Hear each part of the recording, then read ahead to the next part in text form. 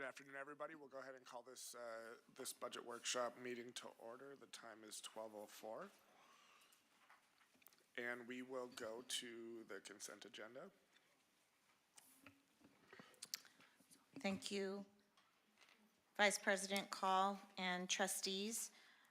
We do have one item on the consent agenda associated with master schedule software.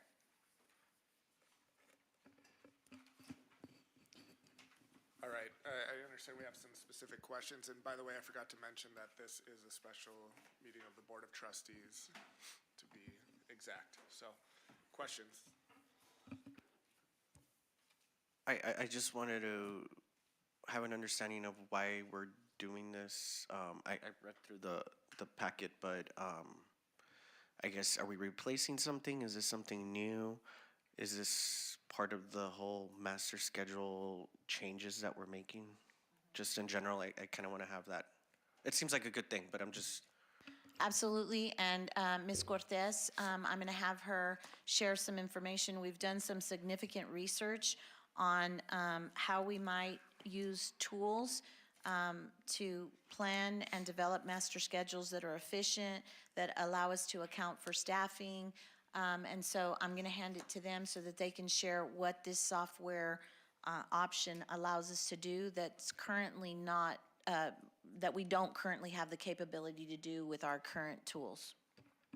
Thank you, Ms. Ayveda. Board members, thank you for the opportunity. Actually, that's a great question to really provide to you. The premise, and Ms. Ayveda shared, this is something that really we've been looking at in terms of really evolving and being innovative about how we set our schedules and more efficient, not just for the administrators at the campus level in terms of the assistant principal that coordinates those schedules, but also ultimately for students and how they get more accuracy in those schedules. And so Ms. Mercy Bauer-Camper is one of our HR directors for middle schools. She has background in actually secondary schools, and she really took the initiative to work collaboratively with academics and school leadership and have a coordinated effort in looking at what would be a good method to enhance how we operate master schedules. And so Ms. Bauer-Camper can give you some further background on. Good afternoon. So the software itself is really a way to utilize a visual master scheduling board where it's in real time to identify student conflicts in schedules or to identify class loads as you're building, which is what we currently don't have. So it allows a lot of efficiency for the master schedulers to look at something real time as they're building versus the way that it's currently being done. So in terms of optimizing, but the staff that we're using to build the master schedules, and in that process creating better opportunities for students to get their first choice as far as like electives and our special populations to make sure they're in smaller class sizes and balance those class loads. It really is going to benefit the campus and students themselves. Does it also provide us an opportunity to audit master schedules to determine whether staffing is adequate to meet the demands of course selections versus being overstaffed and possibly not needing as much staff that they've been allocated? Absolutely. Absolutely. It also even offers the campuses an opportunity to build different types of schedules with, like a predictability factor. Like if let's say there's going to be a add of a teacher or a reduction of a teacher, they can build according to see what that's actually going to look like before they actually run the master scheduler. And I see this as ESSER funding. So is this a one-time fee or is it a subscription that we're going to have to be doing every so often? Right now, it is built in as a one-time. I think Sezi can talk to the contract. It's a fee for every year. So what the board would be approving is the award of a one-year contract with 4 options to renew at the district's discretion in an amount every year, which would be less than $250,000. I believe the current contract that I approved us to form this morning is $240,000 approximately. So I think my issue is one, yes, it's a one-time fee and we're using ESSER monies for it. But two, I'm wondering if there is a program that would solve more than one problem. I know that some of the functionality that is included here, and I'm having a hard time pulling it up, the backup up, but could be more compatible with, for example, our attendance systems. And I think that would be my ask, is that, is there a system that would do two in one? Because I know that, we've had those conversations in terms of the systems that we utilize to take our attendance. Can you, the name of it? What I would share is that that was one of the things that we assessed with the technology department, again, to look at what are the current tools that we have at our disposal, and do those tools allow us to do some of the things that this one allows us to do. I also know that as we think about moving forward in the future, we need to look at possibly an ERP system that's comprehensive, that doesn't require us to go out and splinter the types of, resources or tools that we need to get the job done that we need to get done. But I'll let, Martha provide some more information about that in terms of whether we have that current functionality with another system that we use. So going back to the functionality or what is available through this program, we did talk about what was the array of options we would have, and we talked about the fact that we have visited the idea of looking at other systems for the entire district. But the issue or the challenge there is that you continue to hold off and not enhance how you're operating now. And so there's long-term goals in terms of looking for district systems, but what is the ideal solution for us now to keep moving us forward in terms of efficiencies with scheduling, with the master schedules, and with the efficiencies and the capacity of the administrators. So this particular RFP was designed only for the needs of the master schedule. Now, in terms of attendance,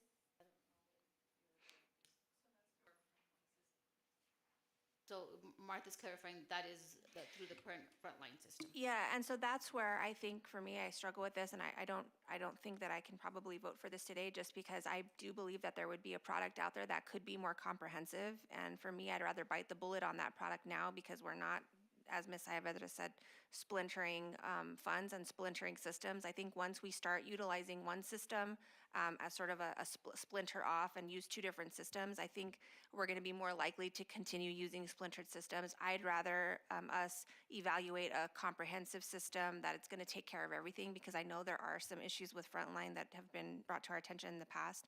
So my preference would be just looking at the total amount of how we're utilizing taxpayer dollars, is having one comprehensive system that solves all of the issues.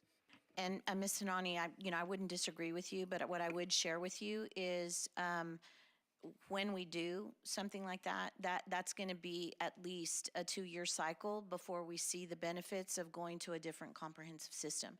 So it would not help us in the immediate. So going to a totally, if we chose to replace Frontline, that is a full, that's a full RFP, number one. And then once you get that in place, there's a transition from the current system to the next. The soonest we could do something like that would be at least 24 months. At least 24 months. And in the meantime, we continue to run inefficient master schedules that impede and impact our budget in a major way. Quick question, I know it's kind of probably hard to answer this, but just do the best that you can, but what is the projected savings with this system and the inefficiency that it is projected to correct? So it does provide savings in terms of personnel time savings, because what we're doing right now, we're utilizing our personnel, either counselors or assistant principal, whoever's creating the master schedule. It takes months. And then as changes happen, once the schedule is built into the system, then it's tweaked, right? So with the master schedule software, in terms of the manpower that we're using to build, it really minimizes the time, but with more efficiency on the actual output of what the schedule looks like. In terms of staffing, it helps us identify that we're maximizing our staff, based on, the output that it's giving us in terms of class loads or the placement of classes where you don't have those unbalanced classes where you have, 10 students in one class and 35 in another.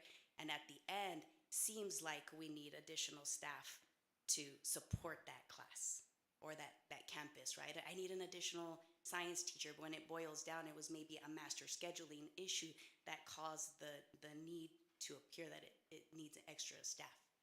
So what I'm hearing is that there's, the utility of this program is essentially two different things. It's one, it's allowing the assistant principal or principal to be more efficient with their time and scheduling it, because I can't even imagine how complicated that must be to figure all that out. But number two, it allows like the more efficient placement of our staff in the right place at the right time. Yes. Is there any way you can quantify that second bucket for me? Because I'm just trying to make the economic calculation in my mind, like, okay, we're paying 250 grand a year on this. How much is it saving us? Any ideas on that? I don't know how to quantify it exactly besides the personnel time savings. I mean, we're utilizing so much personnel across a long period of time to develop the schedules. I can't quantify it, I guess, not until this next year when we actually utilize it. They do offer a cost savings plan once they sit down with us and provide that to say, this is how you were overstaffed or understaffed at these campuses based on our student course requests. I might add, good afternoon, Martha Aguirre. I might add that, when you look at 250,000, that's the equivalent to about 4 or 5 FTEs.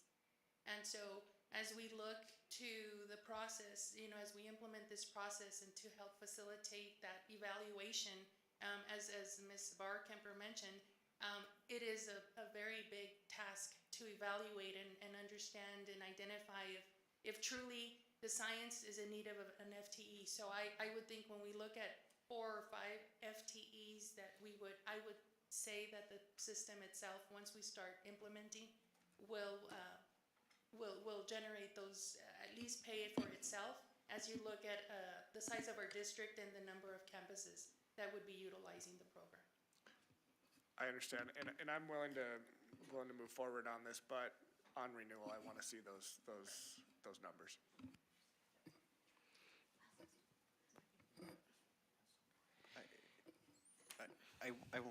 On what, kind of building on what Trustee Hanani was saying, so this is every year we would pay 250,000 for it, right? So I just wanted to clarify that. But also with the logic of if we do a 2-in-1, as what was stated earlier, it would take 24 months. But let's say we start that process to do the 2-in-1 after a year of doing this, wouldn't the same thing happen again where we're gonna have to train other people to get the scheduling factor on it? Does that make sense? If we're gonna drop this scheduling thing to get another scheduling in another year, in favor of the 2-in-1 because there's such issues with frontline, but then there's products out there that do the 2-in-1. I understand. Can I just add? So when we look at frontline and the processes on the student side, that we have the modules that are currently in place. We have attendance, we have grading, we have all the PEIMS reporting that occurs as the system, the students go through our system. So to pull out the attendance piece from a system that has more additional modules already in place, I think would be a setback to us versus, as you said, wait and evaluate to identify another ERP. But I don't think that that's what either one of the trustees is alluding to. I think that, the way I understand it is that we have, as an organization, as we assess the capability of Frontline to provide us comprehensive tools that allow us the student information system, the PEIMS reporting, the attendance, and all of the tools that we need to run an efficient district with student information systems in mind, as we look to possibly shift to another, to another product, we want a product that's comprehensive in nature, that would also include a module associated with master scheduling, right? And so I guess what I hear Dr. Acevedo sharing is that as we transition, staff will need to learn, a new system when that transition occurs. At that time, though, the entire employee force will be learning a new system because it'll be a system that will require change in terms of the way they input, hiring, the way they input attendance. So it would be an overhaul of the entire system and employee force in terms of acclimating to a new system, which we would be looking for one that would include, master scheduling capability. In the meantime, again, the proposal is for us to continue to move forward with a tool that allows us to be more efficient with that master scheduling process. I do believe that if we go in year one, we would be committed to bringing back the board. This is the cost savings. This is the amount of efficiency that we were able to use with a system like this as we go to frontline and shifting away from frontline. It would give us some good information on what capabilities we would need to be looking for in shifting away or finding a more comprehensive tool, number one. But if it indeed did not provide us the cost savings and the efficiency that we, we're hoping for in terms of the return on the investment, then absolutely we would not be bringing you a contract renewal, for this project, for this product, going forward. But I do think that it will provide us immediate access to a tool that provides efficiency and gives us an insight into what kinds of capabilities we need to be looking for in a more comprehensive tool that includes all of the information systems that we would be looking for that Frontline currently is not providing. And I guess for me, what I wish that we had in front of us was a portion of a comprehensive piece. So, I mean, if we're having to learn systems, one system that was comprehensive, where even if we're shifting to a completely different SIS, we could still utilize the master scheduling part of that one system, so we're only working with one system, because, it's almost, again, it's just having the two systems. And it sounds like this is it's a sort of a temporary thing, and we're sort of kicking the can down the road. And so it just makes it very difficult for me, because 5 FTEs is a lot. And as we go into this budget conversation, that's 5 teachers to me, and that's how I sort of see it. And so I wish we had a system that we were going to be shifting towards, where we could immediately use the master scheduling part of it. That way we wouldn't be having to relearn anything going down the road. And then, we could still utilize that time to shift the entire SIS. So I think that's where I get the heartburn. I would characterize it more as a proof of concept rather than, a kicking down the road. But, again, it's a way for us to move swiftly, to adjust and deal with inefficiencies head on the front end, while we look for a comprehensive tool in the process. Trustee Hernandez, did you want to say something? You had your light on a minute ago. I just wanted to know if this product would enable us to grow and add modules as we need them. And I don't know if that's something that we've looked into. I think that the answer to that one is no. This is a specific module. It's not a module that's part of a more comprehensive system. That's correct. And if I can just add, I appreciate the feedback, and I agree that ultimately the goal is to identify comprehensive efficiencies. But I guess to just give you our basis for making this recommendation is that as we've collaboratively created our strategic blueprint and identified our commitment to those efficiencies and looking for long-term solutions, as we work on those long-term solutions, it does require for us to identify what are those short-term solutions that are going to help us get to our long-term goals.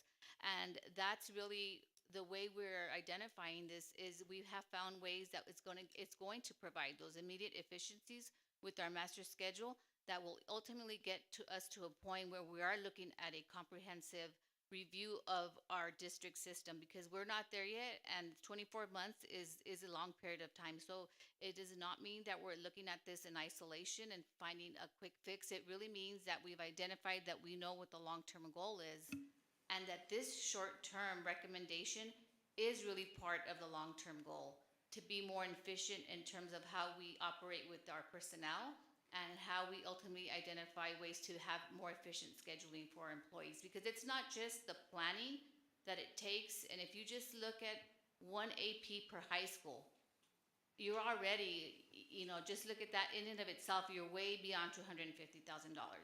Then you look at the time that it takes, the aftermath of scheduling when students come back, and you're having to spend time on resolving all those issues that could have been resolved with the system that's already looked at all of your scenarios. So I want to say that we're bringing this forward as something that we believe that is a positive approach to resolving what we're looking at long-term.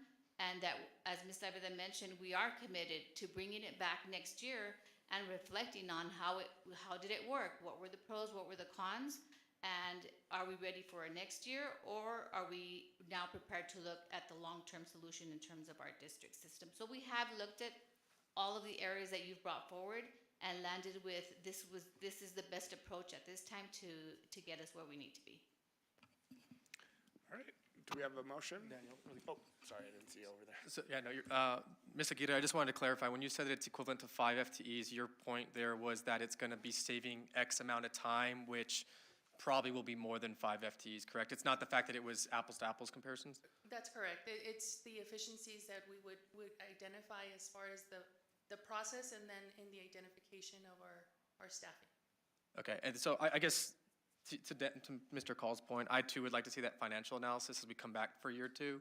But I think what I'm hearing is this is kind of the audit of how this would work as we look towards that RFP process, so that we can identify whether certain components or pieces in the greater comprehensive structures built out, we can say we need this component or we don't need this because it's not worth the money and time, correct? This is kind of our trial, our audit of our existing systems. Is that kind of correct? I would say that is a good summary of what this would do for us, yes. And the immediate impact of not doing this would mean that we maintain the cost of master scheduling. We would have these situations with our classrooms where we have 35 in one, 10 in another, which may include another FTE, which would be an additional cost versus just fronting this right now to see those actual benefits. Well, I would also tell you that the benefit is that, we've committed as a school district that we're very mindful of the student load that our secondary teachers have. And so it provides us a way to audit that on an ongoing basis very swiftly, and make adjustments that may not require us to always add staff as the solution, number one. I think that the other piece is that, again, it gives us the capability to sit next to a principal and more readily problem solve when we have conflicts in the master schedule that are not necessarily efficient, right now. And it does give us an opportunity to make more targeted decisions about staffing allocations and whether, and I'll tell you, our master schedules are complicated because we have significant specialty programming at every single high school. And doing master schedules on a master schedule board with magnets does not allow us to maximize our schedules to meet the demands of the specialty programs, along with making sure that our traditional high school courses are balanced. And that was kind of my next point, was I have a son that's going through IB at Andrus. He's also in band. He's also in baseball. So master planning that was, I don't remember who I was talking to in the Harlingen trip about this, but I was in the counselor's office for 45 minutes while we tried to figure out the best way moving forward. The amount of time that was just spent on this one student, I can only imagine is amplified by the number of students on that campus, which is the counselor's time, and then as that gets approved, the teachers and things like that. So that was the point I was trying to get to there. And then the last point I wanted to make is this is also ESSER funding. I think it's important for us to remember. So this isn't necessarily coming out of our own coffers. This is the federal dollars. So this is a good trial period to see, does this work? What does this do at really the expense of money that's going to be leaving us pretty soon? And so at that point, I mean, if there's nobody that has any other comments, I'm happy to make that motion. just want to make a quick Yes, sir. comment and apologize for being here just a little bit late. But from what I've heard, it's everything here. Really, we're looking at a short-term solution to address an issue that we're facing right now, and that the implementation of this solution can be fairly immediate. And so, with that said, I am aware that master scheduling is always a challenge, and we have seen results of issues regarding scheduling come before us because things happen. And so I just want to say that as for me, I trust that staff knows what they're doing. Staff understands the issues. They've identified this as a challenge that needs to be addressed right away. And therefore, with the use, exactly, Mr. Rabali, with what you're saying, that's exactly what ESSER funds are to be used for, is for those costs that can be immediately put into work so that we can address issues that are happening right now. I've heard that the long-term solution is still a couple of years away, and I expect that the long-term solution will be implemented with that. It will not be funds. So with that said, I do trust that our staff has done the work that they need to do in order to be able to justify this work, and I can't see how we couldn't support this. Mr. Carl. Acevedo? I'm just, now with the ESSER funding, as we're just, the prior comments that were just said, I'm worried about using ESSER funding for this interim thing, because I don't necessarily see the emergency on this for that type of funding to be used. I wouldn't agree that this is what ESSER funding is used for. It's more of an emergency thing because of what has happened with the pandemic. So I'm just, I guess, with that said, I just wanted to say that, but when would these 24 months start in terms of what we need? Would it be a year from now? So it would be 3 years for full implementation to get it? No, I know, but I guess it's, what I'm saying is that you're saying that it's gonna take 2 years to implement a 2-in-1 process. And we're gonna go through a year to get the half of that process done, but then we're gonna switch to another operator that can do the 2-in-1 for efficiencies, for budget things. So it'll take 3 years from now to fully implement a new system, and this is kind of like a Band-Aid for between that time. Well, I think that you're accurate in some senses. You know, I want to clarify a couple of things. I mean, I want to clarify, number one, I hear from the board that they would like us to work through shifting to a new ERP system sooner rather than later, number one. You know, I would say that, again, I would characterize it not so much as a Band-Aid, but as a proof of concept so that we can determine what capabilities do we need when we think about master scheduling that are going to allow us to be more efficient, that are going to allow us to, you know, make sure that our teacher loads are within the range that we've talked about, and that we're going to be able to maximize course offerings for our students. I think that the fourth thing that I would share is that in the point made about counselors, this is where time efficiency for counselors is critical, because as we think about our blueprint and the focus on the whole child, we need our counselors to be counseling with kids rather than working through scheduling conflicts, you know, with kids. And so if there are efficient ways for us to also maximize a counselor's time, you know, so that they're not spending the first 3 weeks of their school year with you know, master scheduling shifts, then that's something that I see as an efficient use. But again, so those are some of the things that I would share. But I did want to clarify.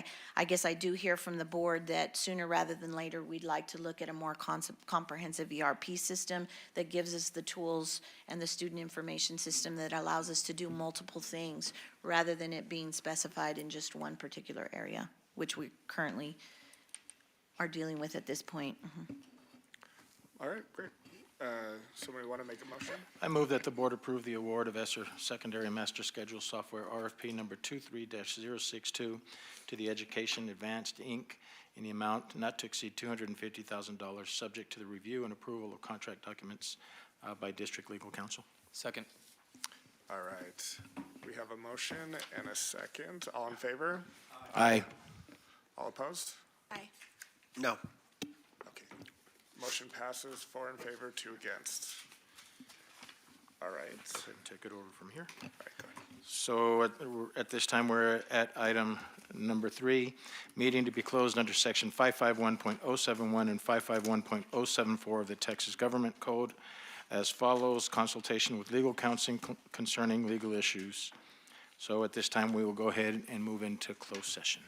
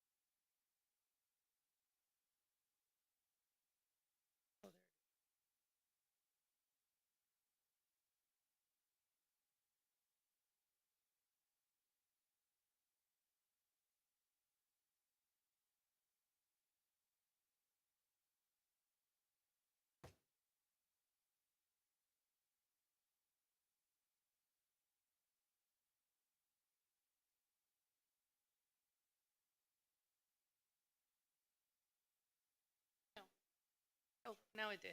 Oops.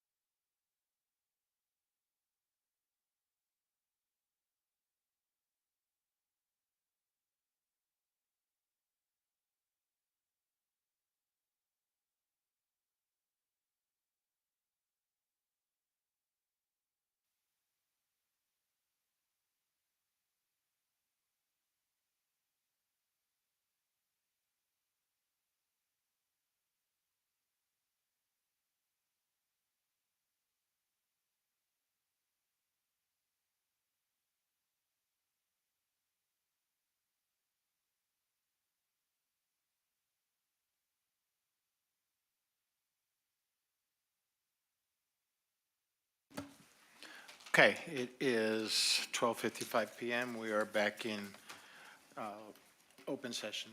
We're going to go to item number 4, discuss and take appropriate action on recommendation of proposed termination and/or non-renewal of the term employment contractor teacher Chapin High School. Do I have a motion? I move that the board propose the termination and/or non-renewal of the term employment contract of Orlando Solis as teacher and authorize the superintendent, Ms. Diana Saavedra, to give Mr. Solis notice of the proposed termination and/or non-renewal of his term employment contract as a teacher. Second? Second. Okay, Mr. Bali, all in favor? Aye. Aye. Aye. All opposed? Motion carries 6-0. Item 5 is adjournment. We will close this meeting at 12:56 PM.